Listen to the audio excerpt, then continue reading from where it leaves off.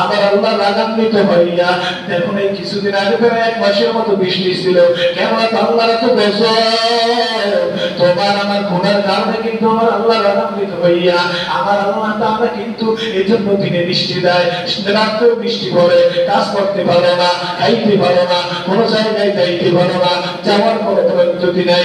এজন্য দেখো না আমার আল্লাহ তাআলা এই যে মেঘের গর্জন, এই গর্জনটা কিন্তু মানুষকে শোনানোর আমার আল্লাহর কথা ছিল না। এই গর্জন কিন্তু আমার আল্লাহ তাআলা মানুষকে শোনানোর কথা ছিল না।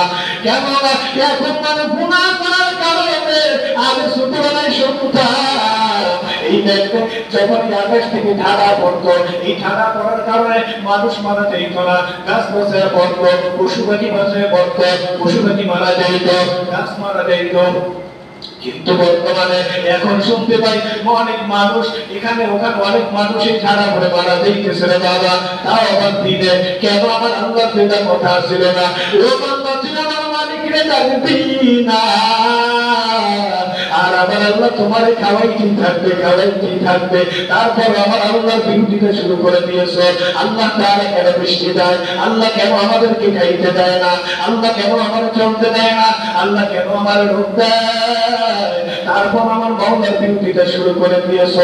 হাদিসে কুদসির ভিতরে পয়গম্বর আরবি সানাইয়া দেয়, আল্লাহ তাআলা সানাইয়া দিয়েছে, কি জানাইছে জানো? কিয়ামতের আগে আমার নবী যখন এই বয়ানগুলো করতে সাহাবায়ে কেরামের সামনে যখন করতে, সাহাবায়ে কেরামকে বলতে, ও সাহাবায়ে কেরাম তোমরা কি জানো কিয়ামতের আগে আমার আল্লাহ তাআলা আসমান থেকে আগুনের বৃষ্টি নাযিল করবে, পাথরের বৃষ্টি হবে।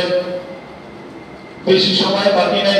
আমার নবী জনাবে মুহাম্মদুর রাসূলুল্লাহ সাল্লাল্লাহু আলাইহি ওয়াসাল্লাম সাহাবায়ে কেরামকে বললেন, এ সাহাবায়ে কেরাম জানো কি কিয়ামতের বাকি আর কতটুকু আছে জানো নি? আমার পয়গম্বর এই হাতের এই ফাঁকটা দেখাইয়ে দিলেন, এই আঙ্গুল থেকে এই আঙ্গুল যতটুকু, এই আঙ্গুলের এতটুকু কিয়ামতের বাকি আছে। আমার পয়গম্বরের কথা শুনে বলে আর চোখের পানি ছেড়ে ছেড়ে কাঁদে যে কিয়ামতের আলামত এত কঠিন হবে, এত কঠিন হবে যেটা ব্যক্ত করার মতো নয়, ব্যক্ত করার মতো নয়। বর্তমানে আলামত গুলো সব চলতেছে। আমার নবী আলোচনা করেছে আর প্রায় 1450 বছর আগে আমার নবী আলোচনা করেছে, আর সেই কথাগুলো দেখো এখন করতেছে।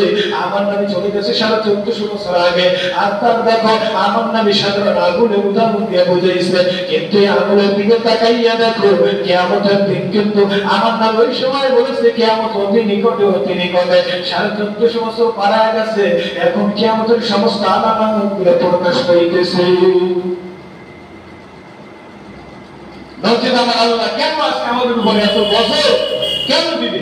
আমরা বলি যে মানুষ যে জিনিসগুলো আছে, যত বাজারে পণ্য আছে, এই পণ্যগুলোর দাম কে বাড়ায়? আমরা মনে করি যে প্রধানমন্ত্রী থেকে বুঝি এটা পাশ হয়ে তারপর আসে, তাই না? হ্যাঁ, হয় না। রাসূল আকরাম সাল্লাল্লাহু আলাইহি ওয়াসাল্লাম বলেছেন না, এটা প্রধানমন্ত্রী থেকে তো যাবে না, এটা আসবে কার থেকে? তুমি আমি যে গুনাহ করব, এই গুনাহর মাধ্যমে আল্লাহ তাআলা ওই সিস্টেম চালু করে দিবেন।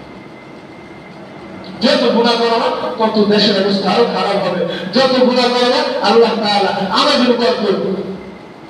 জাহেল ব্যক্তিকে চাপিয়ে দিয়েছিল না, তেমনি ভাবে গুনাহ করতে থাকো, গুনাহ করতে থাকো। আল্লাহ তাআলা তাকাইতেছে বান্দা তুই যত গুনাহ করবি আমি আল্লাহ তাআলা তোর উপর বান্দা তত গজব দিতে থাকবো, দিতে থাকবো, দিতে থাকবো। কোন এক ব্যক্তি কখনো আমার কাছে দোয়া চায় না যে হুজুর আপনি আমার জন্য একটু দোয়া করবেন, আল্লাহ তাআলা যেন আমাকে যেন ইমানের সহিত মৃত্যু দান করে, আল্লাহ যেন আমার 5 ওয়াক্ত নামাজ পড়ার তৌফিক দান করে, আমি যেন আল্লাহ তাআলা হুকুমগুলো যেন পালন করতে পারি। এক ব্যক্তিও এই প্রশ্ন করে না, সর্বদা বলে হুজুর আমার জন্য দোয়া করবেন, আল্লাহ তাআলা আমার জন্য ভালো খাবার তৌফিক দান করে। কথা বলে না, সেই দোয়া চাই না, একবার দোয়া করে না হুজুর আল্লাহ যদি ইসলামের পথে আমাদের জন্য চালায়, দোয়া একটু করেন আমার জন্য। না না না হুজুর আমার শরীরটা পরীক্ষা দিবে, ওর জন্য একটু দোয়া করে, আমার মেয়েটা পরীক্ষা দিবে, ওর জন্য একটু দোয়া করে। হুজুর ইনকাম নাই, দোয়া করে খাবার জন্য পাগল, এটা দিয়ে খেতে পাগল না তুমি যদি ওয়ামুর আখলাকা বিসসালাতি ওয়াসতাবির আলাইহা লা নাসআলুকা রিজকা, তুমি যদি আল্লাহর জন্য দৌড়াইতে পারো, আল্লাহ তাআলা ঘোষণা দেয় বান্দা তোর জন্য রিজিক তোর পিছনে পিছনে দৌড়াবে। এই জন্য আল্লাহ তাআলা তো শুরুতেই বলেছিলাম কলম সম্পর্কে, এই কলম আমাদের কালো হয়ে গেছে।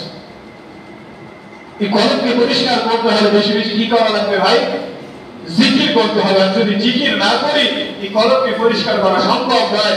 এজন্য বেশি বেশি হাঁটতে বসতে রাসূল আকরাম সাল্লাল্লাহু আলাইহি ওয়াসাল্লাম বলেছেন যে জিকির এই পরিমাণ করো যেন মানুষ তোমাকে দেখলে পাগল বলে পাগল, তোমাকে যেন মানুষ পাগল বলে, এই পরিমাণ আমার জিকির করো। কিন্তু পাগল বললে তো দূরের কথা, কথা বললে কথায় আসতেই থাকে। এই জন্য কথা আর বাড়াবো না। আল্লাহ তাআলা সেই কথাগুলো শোনো না, আল্লাহ তাআলা আপনাকে আমাকে এই রবকে বেশি বেশি টাকার তৌফিক দান করে সকলে বলে আমিন।